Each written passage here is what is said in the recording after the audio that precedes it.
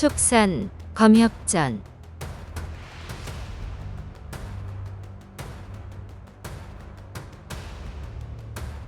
69화 대결 전야. 검수를 향한 열망으로 난군을 부드럽게 설득하고 요법으로 귀신을 부려 천지를 뒤흔들고 귀를 뚫네.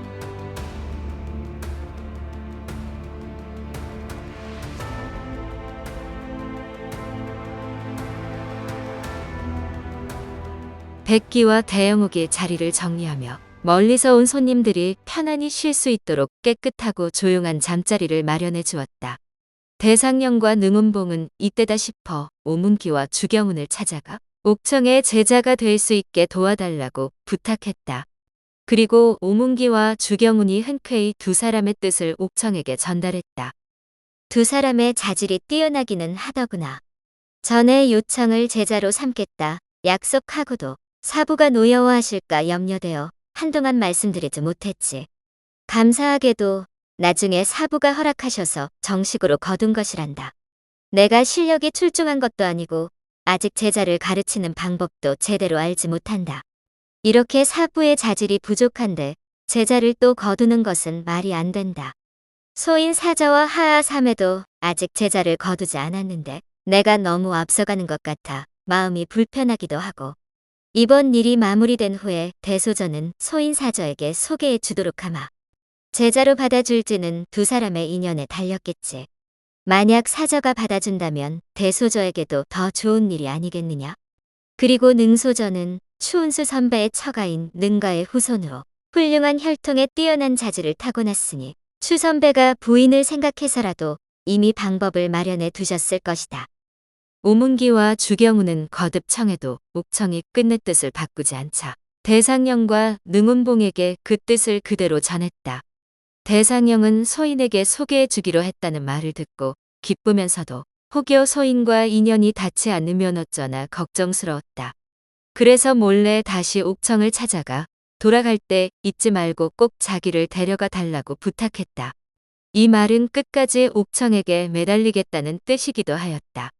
혹여 소인이 받아주지 않으면 죽기 살기로 옥청에게 붙어 있을 셈이었다. 소인이든 옥청이든 무슨 일이 있어도 반드시 검수를 배우겠노라 다짐했다. 마음이 약한 옥청은 애걸복걸하는 대상령을 불쌍히 여겨 꼭 함께 가겠노라 약속했다. 대상령이 옥청의 답을 얻고 기뻐할 때 능운봉은 전혀 다른 상황이었다. 외유 내강형인 능운봉은 자존심이 강하여 쉽게 마음을 드러내지 못했다. 무엇보다 옥청의 대답이 승낙인지 거절인지 모호했기에 혹여 자신의 자질이 부족해 선연이 닿지 않는 것인지 걱정스러웠다.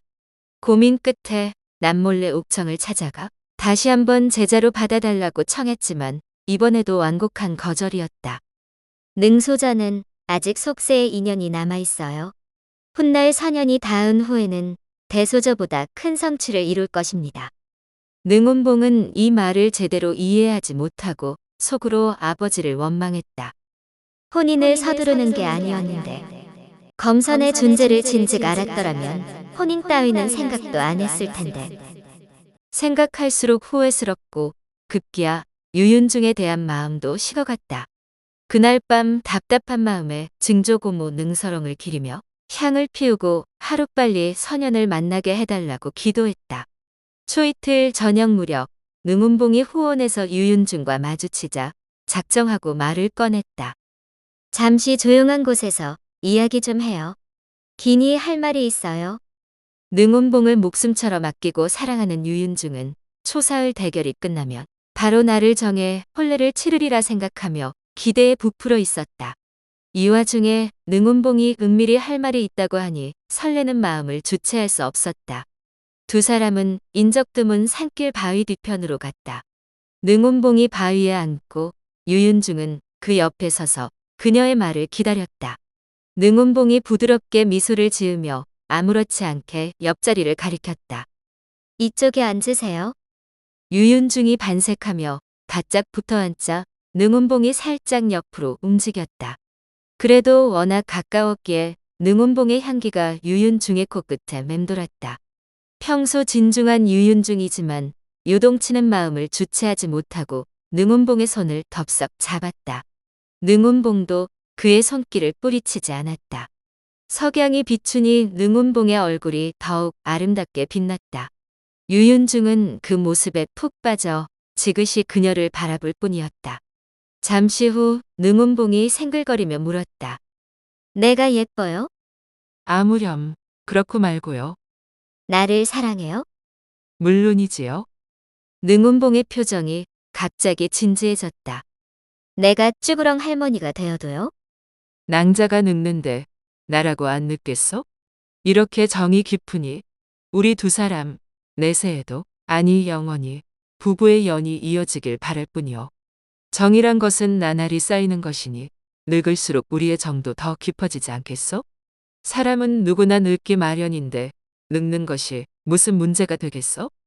치, 공자 말대로라면 늙을수록 더 많이 사랑한다는 것이나요? 하긴 그게 나쁜 것은 아니지요. 하지만 만에 하나 무슨 일이라도 생기면요? 뜻하지 않은 재앙이 닥쳐 우리를 갈라놓으면 어쩔 건가요? 우리가 부부가 되면 생사를 함께해야 하지 않겠소? 재앙이 닥쳐 목숨을 잃는다면 인간의 힘으로 어쩔 수 없는 경우에는 받아들여야겠지만 만약 누군가 괴롭히는 것이라면 우리 두 사람이 힘을 합쳐 이겨낼 수 있을 텐데 무엇이 두렵단 말이오. 공자나 내 실력으로는 어림도 없어요. 이번에 진가장과 원수를 지은 일도 대가장 여러분이 도와주지 않았다면 여태까지 목숨을 부지하지도 못했을 거예요. 더구나 여가장까지 합류해 판이 커졌으니 이번 대결의 승패는 아무도 알 수 없어요.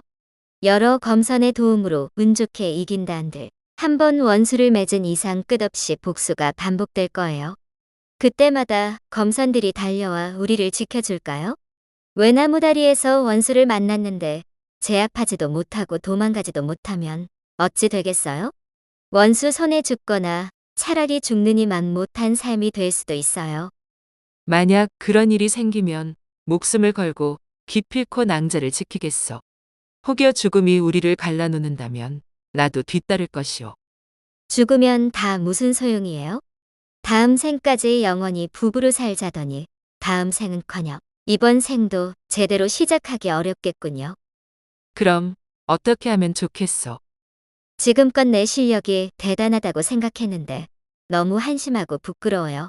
이번에 여러 검선들, 특히 여역들을 만나면서 내가 우물한 개구리였다는 사실을 깨달았어요.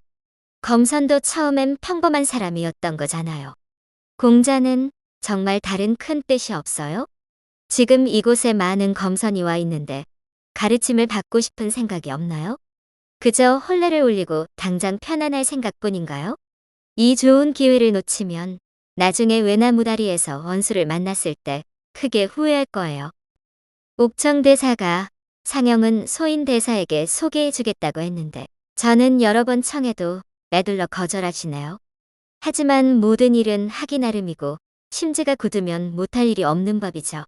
옥청대사가 아주 모진 분은 아닌 것 같으니 기회를 보아 다시 청할 생각이에요. 이번 대결이 끝나면 대사가 허락하지 않더라도 어떻게든 따라갈 거예요. 그러자면 공자와 잠시 떨어져야겠지만 혼례를 위해 꼭 필요한 준비라고 생각해요. 그러니 공자도 동선사 문화에 들어갈 수 있도록 청해보세요. 만약 끝내 청이 받아들여지지 않는다면 대신 우리 아버지를 부탁할게요. 내가 먼저 검수를 배워와서 공자에게 전수할게요. 이렇게 하면 원수에게 당할 염려도 없고 선연을 만나 불로장생을 이룰 수도 있으니 속세에서 누리는 찰나의 기쁨이 어디 비교나 되겠어요? 당신은 분별 있는 사람이고 내 성격도 잘 알잖아요. 나는 이미 마음을 굳혔으니 아버지에게는 비밀로 해주세요. 혹여 미리 이야기해 아버지가 절 막는다면 다시는 공자를 보지 않을 거예요. 그러고는 바로 벌떡 일어섰다. 자, 잠깐만, 난 아직 할 말이 남았어. 유윤중이 다급히 불렀으나 능운봉은 쌩하니 그냥 가버렸다.